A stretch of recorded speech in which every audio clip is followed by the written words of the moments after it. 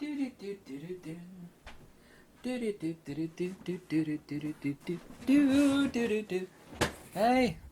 I'm glad everybody that I know of anyway, liked the list of definitions that I made. In some places it seems, and I have to explain this, repetitive, talking about conjugate fields, conjugate field between the magnetic and the dielectric.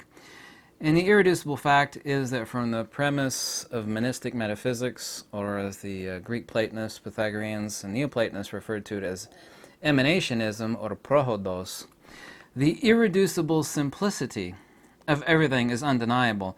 Current science is of the position, and this is also too undeniable no matter what you think. So we have stuff over here, and we got stuff over here, and it's completely unrelated to that, and it's also completely unrelated to this.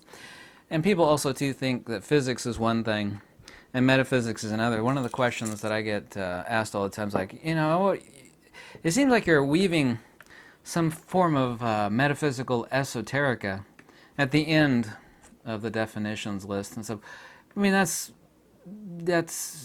not true, and also it belies the fact that someone would think that a coin only has one side. You know, the silver of the coinage makes up both the heads and the tail of the coin. It's not repetition, it's the interconnectivity of absolutely everything. There's not, this versus that. It's how is this relational to that. Human beings love to conceptualize things. All branches of really serious, highbrow, can I say highbrow? Or should I say accurate monistic metaphysics, is of the exact same premise. And that is that suffering is due to false identification, seeing self in what is not self. Human beings at every branch of history suffer from that. That's the primordial agnosis, which is uncaused. There's no original cause, original sin, or prima causa. It's the primordial agnosis, or euristos dias of the absolute. Same way as light and illumination are not two things but one. We actually have to work that out so that we disobjectify from false identity. I mean, that is the basis, and that Hegel called that the identification phenomenology. And I asked this question I've asked it in the past, to see how many people get it right. It's like, why would, for an example, a woman go to a sad movie? I'm not singling out women or anything. Why would a woman go to a sad movie, chick flick, right, and cry? I mean, can you explain that? I was like, well, and you never get a right answer. This projection into, and that of course is why we go to movies. We go there to be scared, we go there to be entertained, or we go there to, have a knee-jerker movie. You cry, you sympathize with the heroine or whatnot. But why do we get emotionally involved in that which we're not a part of? We're sitting in the movie theater, but we're not. I mean, it's just a piece of projection on a white, highly reflective screen. Why does somebody get emotional or happy or scared or what? We go there obviously for an emotional thrill, but that's the false identification phenomenology that all forms of monistic metaphysics speak of. When I talk about, and I find it to me anyway, and I don't mean this in a rude way or not, don't take it that way, I'm completely shocked when people want some sort of intrinsic empirical, which is hard to do empirically, clarification for what disobjectification means, or this apophaticism. When you say disobjectification, if we were just to use one word alone, we could say apophaticism. You could use what the Indians referred to as neti, which means not this, not that. Gautama, what we call Gautama Buddha, used the term anatta. There's never anywhere a denial of the soul. I mean, there's no passage in doctrine that says there is no soul, folks. Hello, I'm Gautama Buddha here. There is no soul. That doesn't exist, for example. Anatta is just other, and there's not a single book out there that I know of except for Perez Ramon's book on self and not self, that identifies the fact that this is anatta, or anatman in Sanskrit, is via negativa, or neti.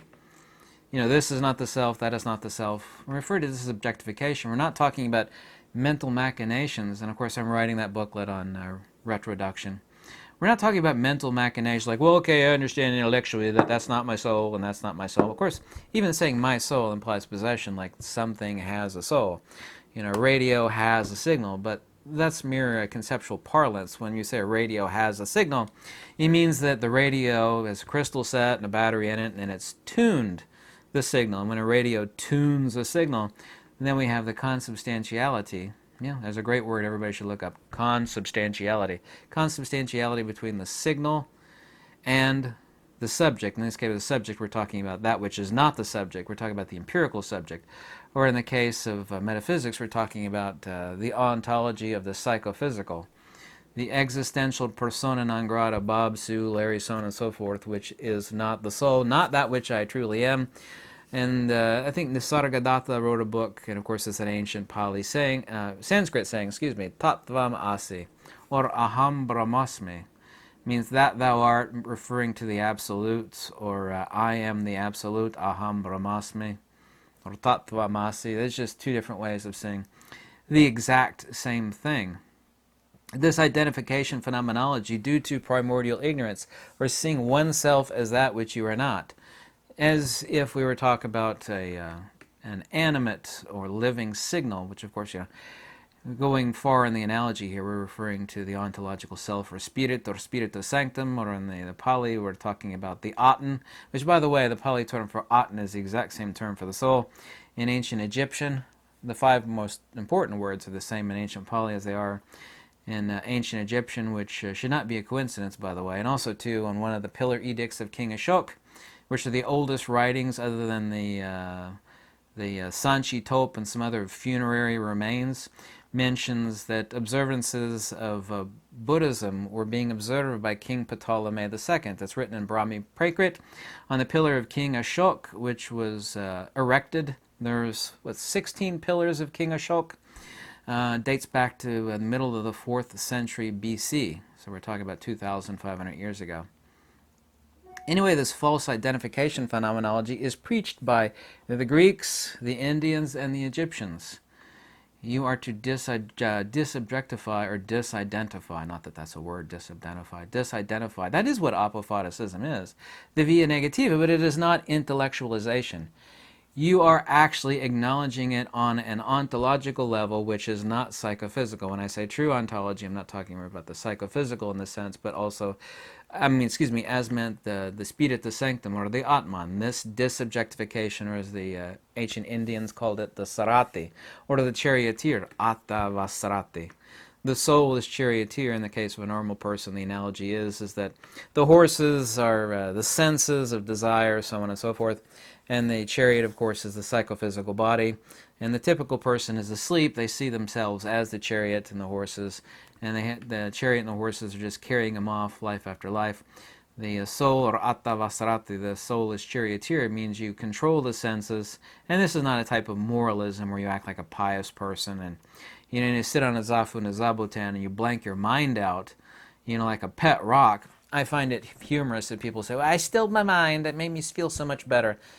But they have no understanding. That has nothing to do with cultivating wisdom. They're sitting there watering a dirt field, if you will. They haven't planted any seed of wisdom. When someone blanks out their mind, it's no different than like taking a morphine drip. You feel better, but you haven't actually acknowledged and identified, the seed which has actually bred the suffering and continues to breed and grow. And until you've uprooted it, then you haven't done anything. You just calmed yourself in everyday life. But if you want to be calmed in everyday life, like, I want to be happy for the rest of my life, no stress. It's like, well, get a lobotomy. Let's stick you in an adult diaper. And you could sit in a care facility and watch the Cartoon Network and drool on yourself for the rest of your life. I guarantee you'll have no stress and no worries. Your brow will never furrow in stress or anxiety. That has nothing to do with transcendence. So I encounter these people all the time, and it's a type of plague, to be honest with you. I blank out my mind. I focus on my breath. Well, good for you. But what you actually understand, you're still mired in the same muck. All you've done is you've engaged in a little bit of escapism. And it only lasts for a short... Yeah, I know it only lasts for a short while. That's why I do it every day. Calms me down. Well, not that I'm advocating it, but they're pharmaceutical products that could calm you down, but that has nothing to do with wisdom, has nothing to do with transcendence. Disobjectification is The Apophaticism is the methodology of transcendence, but that requires planting the seed of wisdom and actually growing it and cultivating it, not blanking out your mind. I find it weird that people think that like true metaphysics is so sublime. It's not. It's actually not complicated once you have a primer. Once you have a primer, then everything becomes lucidly clear, everything falls into place. Same is true of the field theory stuff and the definitions that I posted. The interconnectivity of everything is undeniable. Human beings love to pigeonhole things. We got the 5 of this and the 2 of this, and we got this over here and we got that over here. We got electricity. Metaphysics and physics are not two things. They're just two sides of one coin. So when these so-called scientists talk about, well, that's electricity, and over here we got magnetism, and over here we got gravity. Well, that's just ridiculous. That's just like a child saying, well, this is ice, water, and steam, and they're 3 different things. One is wet, the other one's hot and vaporous, and the other one's hard and solid. It's completely ludicrous. Ice, water, and steam are just different temperature and pressure modalities of water. Electricity, dielectricity, and magnetism are different ether perturbation. There's a great word originally. Perturbations means being disturbed. Different ether perturbation modalities. That's all the field is anyway. The interconnectivity and the oneness of everything. And that, of course, is ultimately the definition of monism.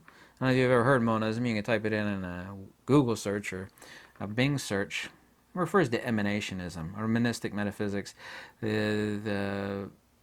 And by the way, Advaita Vedanta doesn't date the Sankara. Advaita Vedanta was the premise of the original 13 principle Upanishads.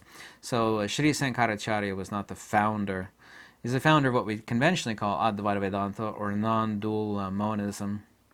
In his works of the Upadisa Sahasra and the Vivacudamuni, but these are ancient principles. Anybody that actually had wisdom, those are just the oldest extant examples that we have. So this is the founder of Advaita Vedanta. It's like, no, he's not. He just renewed what was already present but had been corrupted. One thing that really pisses the Buddhists off, but it's undeniable and it's true, is that Buddhism is not anything new. It was a not Stravira, but basically Neo-Vedanta. Original Buddhism was Neo-Vedanta. Well, that's not right. Buddhism taught that there was no soul. Well, there's no such passage that says that. The only time he called his teachings anything was Brahmayana in Samyutta Nikaya 5.4, which means path to the Absolute. And the Via Negativa methodology, or Vipassana Kasamata, doesn't refer to breath meditation. It refers to smriti or sati, recollection. Not recollection like what you had for dinner last night, but recollection through disobjectification. It means you're collecting yourself away from that which you think you are. That person that you see in the mirror in the bathroom when you brush your teeth in the morning. That's the metaphysical recollection that is spoken of. And by the way, the Greeks and the Indians and the Egyptians are on exactly the same page on that. But the reason why this stuff is a secret to people is not because it's a secret, it's because they don't have the primer in their heads. I wrote the primer out on the Aurora Sapientia. It's only, I shrunk it down to the size of a card, and it's 2 sides. So it's basically 1 page of material. That is the primer of everything. Whether people can penetrate it or not, I have no idea, but nothing in there conflicts with the greatest, wisest minds of ancient times, be it Greek, Indian, or Egyptian, because they all taught the same thing. The only reason they differed in how they described it is because nothing is known except through the modality of the knower. Water is described one way to a human being than it would be as if a fish were intelligent and could speak. It would describe water as something else. Nothing is known except through the modality of the knower. Anyway, I digress. I love to talk on this topic, but I could just sit here and go video after video after video. And then people's eyes would just go roll into the back of their head like this. And at least that's what I'm imagining. But anyway, have a lovely weekend. What's left of it. Lux e Veritas, and thank you. I hope everybody liked the definitions that I wrote, and I'm working currently on, the Apophaticism booklet, actually. I write a booklet. I'm so busy. Booklet's more than enough to suffice for now. So, thank you. Goodbye.